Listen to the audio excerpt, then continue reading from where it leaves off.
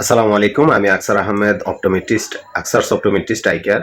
আজ আমরা কথা বলবো ব্লেপারাইটিস নিয়ে। ব্লেপারাইটিস কি? আচ্ছা, সাধারণত চোখের পাপড়ির গুঁড়া আছে, যেখানে তেল গ্রন্থি থাকে, সেখানে জ্বালা, লাল হওয়া, চুলকানি হওয়া বা খোসা পড়া, খুশকির মতো থাকা ইত্যাদি এরকম দেখা দিলে এটাকে ব্লেপারাইটিস আমরা বলে থাকি।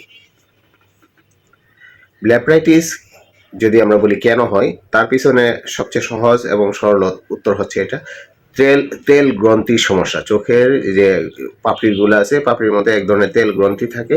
এই তেল গ্রন্থি ঠিক মতো কাজ না করলে এটা হয়। এবং সবচেয়ে বড় সমস্যা যেটা ব্যাকটেরিয়া থেকে হয়। ব্যাকটেরিয়া এই রোগের জন্য বেশি দায়ী।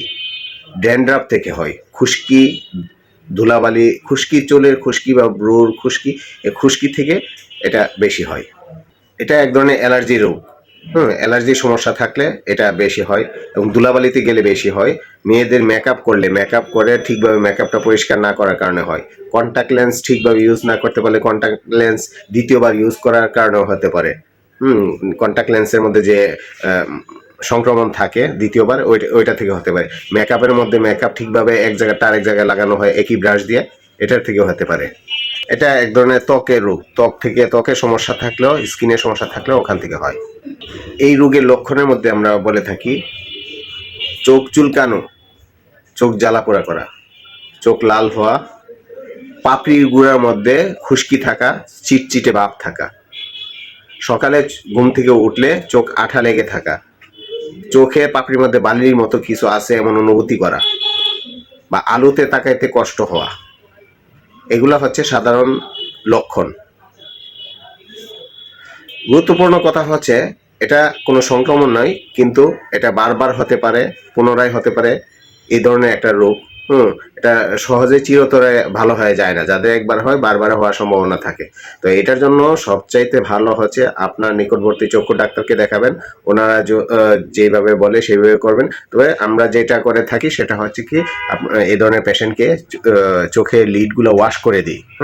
লিডগুলো যদি ওয়াশ করে দেওয়া হয়, পরিষ্কার করে দেওয়া হয়, তাহলে দ্বিতীয়বার হওয়ার সম্ভাবনা কম থাকে, হলেও অনেক দেরিতে। তারপরও আপনাকে নিয়মগুলো মেনে চলতে হবে। আইলিনার, মাস্কারা এগুলো আপনার চোখে ইউজ করা যাবে না। কন্ট্যাক্ট লেন্স না ইউজ করাই ভালো। এবং ধুলাবালিতে যাওয়া যাবে না।